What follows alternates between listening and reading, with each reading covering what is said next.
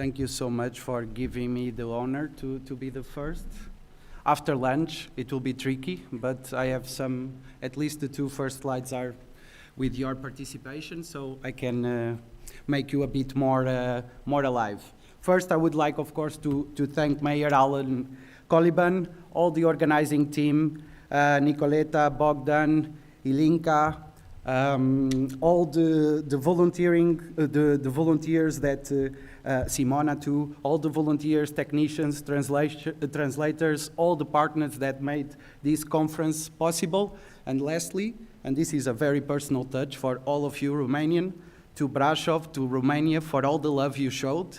And I will leave here, because I have to leave soon, fulfilled, with my heart fulfilled, because you are such a welcoming country. So I will be back for sure. So let's talk about, I will do a warm-up survey. I will tell you about my personal motivation, why I work with waste valorization, what are the global challenges that were already mentioned here. Two projects, very quick, and the learning outcomes and some food for thought. First, I would like you to pick up your mobile phone just to answer very quick. How many unused electronic or electrical devices do you have stored at home or at the office? So you have the options. If you go to slido.com and you can put this code or just do the QR code if possible. I would like to know, actually, I can see that 4 participants are already. Yes, thank you so much. I'll just wait a couple of seconds to have, all right, we have 15, that's great. If I reach 25, I think it's already a good, or 30, a good sample, because the question of time. So what do we have? Of course, and there, yeah, you can continue voting actually, so perfect. So actually you really see that all of us have laying around these electronic devices, a mobile phone, a cable, whatsoever at home. And my second question, it's why did you not dispose of these unused electronic devices? What is your main reason to do it? I mean, is it a spare one in case your first mobile doesn't work? I mean, you have the several options that you can also just choose one of them. Privacy issues, is a backup device, not so many recycling or reusing valorization routes. And I will also close now. Well, it continues. Yes, this proves again that indeed, normally we have for a backup device. And there is I like to see this because there is none or very few recycling, reusing. I also agree, recycling at the end, rethinking first, reusing, and all the other repair, and all the other R's that when I was young I learned about the 3R policy. Right now we have 6, 7 R's policy. So this is actually just to tell you what was my personal motivation. I like to walk, perhaps I should get, yeah. Yeah, perfect, thank you. So my personal motivation was when in 2012 I went to Sweden to visit a friend, and I went to the Fotografiska Museum and I saw a photojournalist that did this photo exhibition about one of the biggest, and I think a lot of people know about this. This is in Ghana, one of the biggest or the world's largest e-waste dump in Ghana, and all the environmental health and injustice that these people are living, and the waste that normally the northern hemisphere uses, and then of course exports to the southern hemisphere. This is really a problem that we need to fix. So the global challenge, I will not go through it, but population is growing. Concerning natural resources, we know that non-metallic minerals represent already 48% of the global material extraction. The metallic ores, 10%. This is from 2019. Of course, in the coming years, with all the technological and all the critical raw materials, you will see an increase on these metallic ores on the new report. And you can see, of course, the monopolized markets. I just gave an example of the Chinese ownership of some specific metals that we need to produce these specific technological and green energy products. So what was really the challenge? The challenge we all know is a big high volume on e-waste, on electronic waste. It's one of the fastest growing waste streams.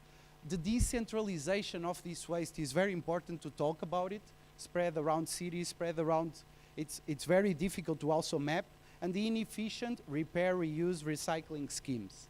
Also the financial incentives, this is what we also found out with this entrepreneurial project that I will talk about. And the lack of stricter e-waste legislation. At the moment in 2019, 97 countries in 2023 already are covered by legislation, policy and regulation, but still needs to be a bit stricter. So what do we do? The project was called We Do. The We is the official acronym for waste, electrical and electronic equipment. We actually were trying to give unused electronic devices a better home. So we did a lot of ideation. We went to individuals and institutions, and we actually asked them to dispose their unused electronic devices. But how we did it was through a disruptive way. So we kind of use already the delivery service that deliver you at home anything like Glovo or other takeaway options. And when you actually would receive, you could, in a sealed bag, of course, that they would have, you can dispose of your mobile phone, your cable, small size devices also, but also laptops still possible.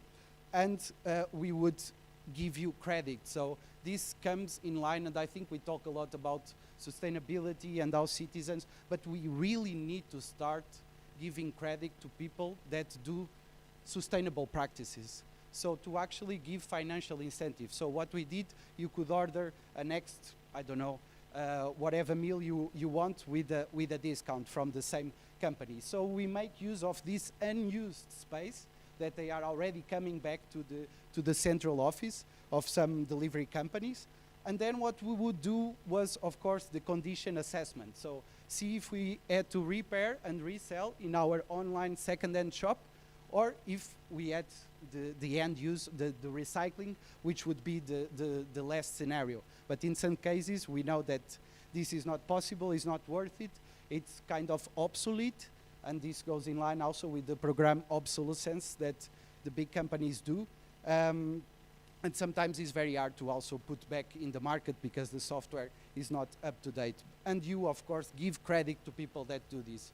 So these were all the value that we offer to individuals and companies. I think it's quite easy to know. The delivery companies, of course, they're also social responsibility, the corporate social responsibility, and also, of course, all the green promotion.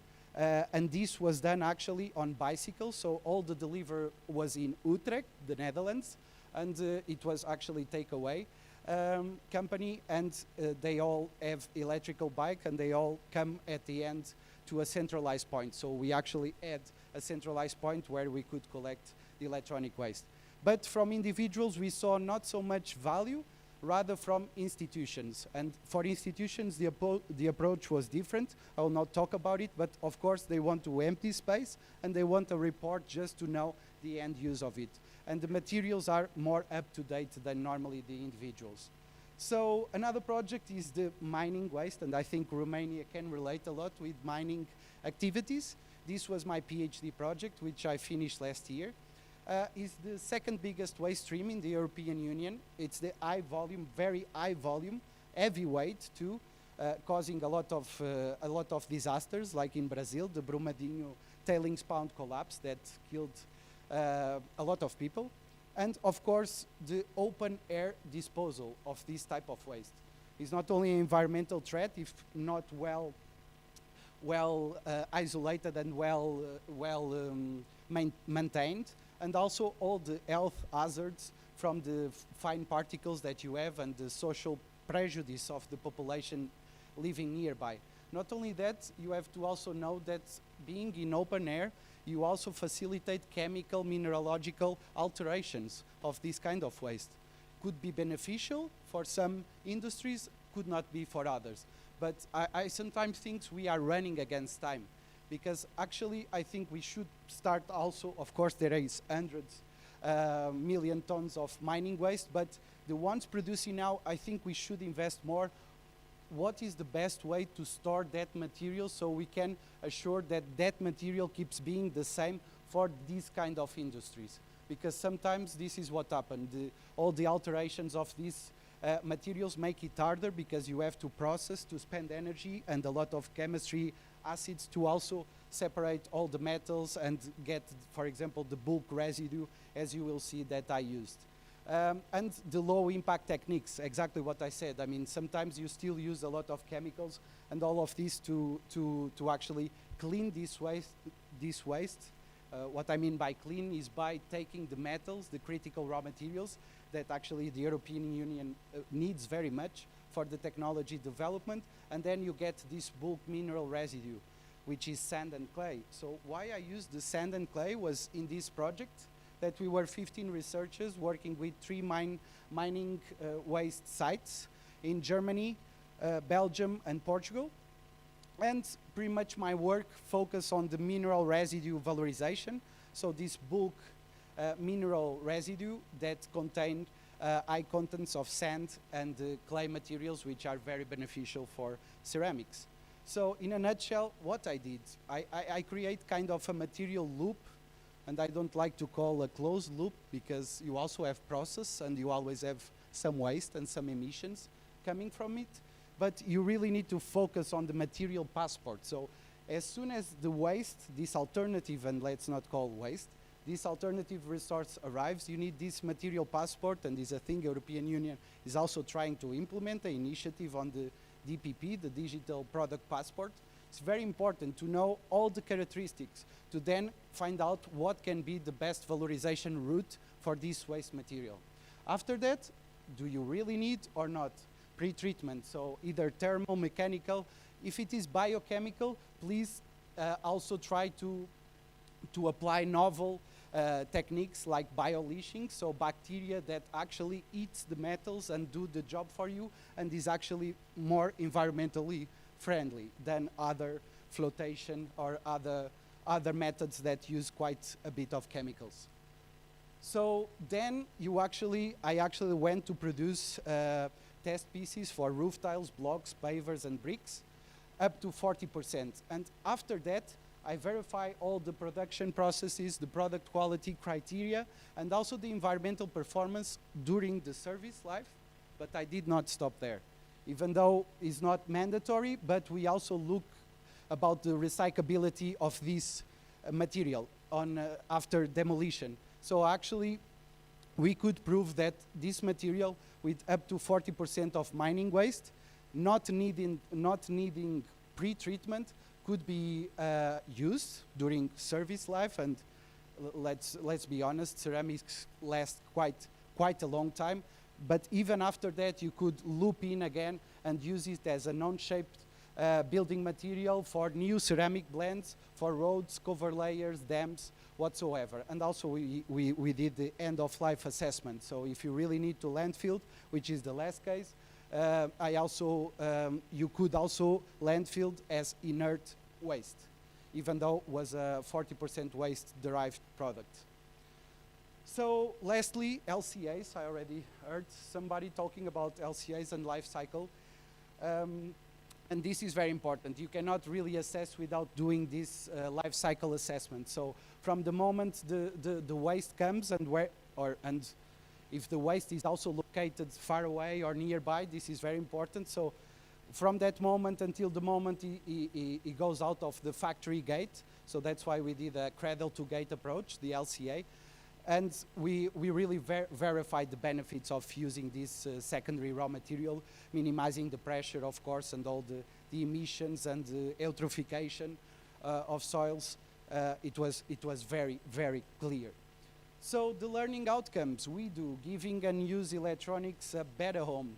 Well, individuals really need to see a financial reward to really, we also pivot a lot. We not only did collection with the delivery system, we actually create events like the e-swap drinks, where you could get a beer for free if you brought your old mobile, well, depending on the condition, of course, but if it was a cable or two cables, you could get a beer, a mobile, another kind of heavier drink, let's say, to more easily dispose this from the individual. So we really see the financial reward through discounts, through several ideas, be as disruptive as possible.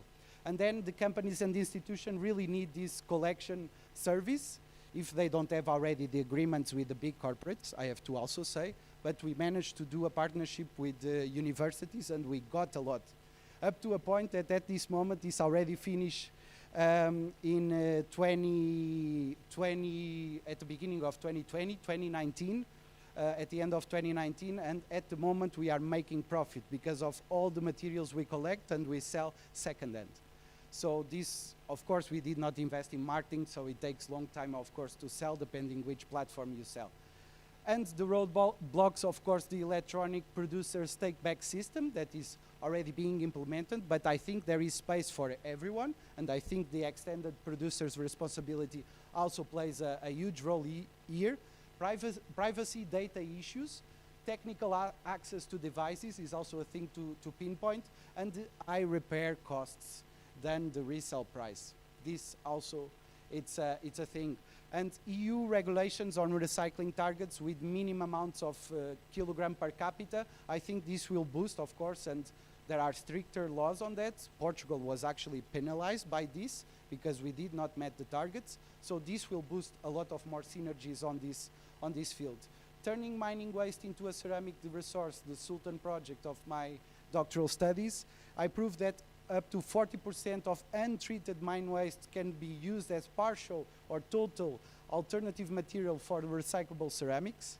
The treatment and leaching techniques sometimes, and this is a learning, need a bit of more optimization for element separation. In some cases of these 3 mining waste cases, I received material that was even more dirtier than I send the material when I send it to the work package that was doing all this chemical leaching. This can happen too. And of course the road blocks I already mentioned, I will not go, all the chemical mineralogical modifications, and also studies on the economic benefit for the ceramic industry of using these waste streams, and the environmental recovery of some sites that actually they have high content in some not so friendly metals for humans, can be also a roadblock, because some places are already environmental recovery, but still they perhaps either have high content that can be also dangerous to people, but not only that, they also have these metals that could be used in back to our economy. And of course in the coming years we will see a lot of more responsible mining regulations. So, my conclusion, we need more tenders for alternative raw materials. This is what we need. We need to create this matchmaking and to boost even more industrial symbiosis. And this is a great example, and I work with them too. This is the Access Materials Exchange. This is a startup from the Netherlands that's actually partnering with a lot of companies and did a lot of pilots, active already for a few years, but it's a hard field, so it takes some time, but they do exactly this. So they have a passport, they do all the composition of the materials, and they are very smart. They don't call waste, they are calling excess materials. So it's the excess of ones that could be the resources of others. Of course, with all the boosting the industrial symbiosis. All the tracking and tracing, they give a physical identity to the material on their platform, and then they quantify what is really the value, not only environmental, but also the social impact that was already mentioned as very important. Sustainability is not only environment, we always have to combine the 3 pillars that we all know, and also for better decision making to where the end use of this waste material can be. So I will not take so long. I hope I took a bit longer, but in these 15 minutes there were produced 8,470 pieces of roof tiles and 324 pieces of blocks. This only considering the company I worked for during my PhD. So only a few production plants and a few production lines. So my question is, how much waste could be turned into a resource?